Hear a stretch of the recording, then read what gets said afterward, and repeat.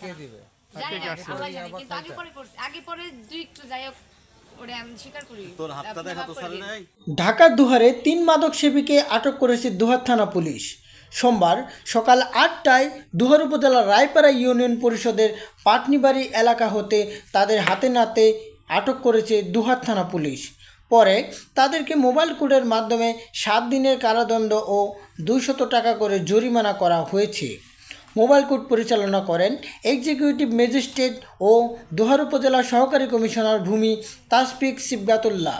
এ সময় মাদকদ্রব্য সেবনের অপরাধে বটিয়া গ্রামের রহিম খন্দকারের মেয়ে শারমিন ওরফে বর্ণা আক্তার, নিকরা এলাকার শেখ বাচ্চুর মেয়ে বিথি আক্তার ও চর জয়পাড়া গ্রামের নুরুল ইসলামের ছেলে রায়হানকে মাদকদ্রব্য নিয়ন্ত্রণ আইন 2018-36-এর 5 ধারা লঙ্ঘনের দায়ে 3 জনকে 7 দিনের বিনাশ্রম কারাদণ্ড ও 200 টাকা করে অর্থদণ্ডে দণ্ডিত করেন।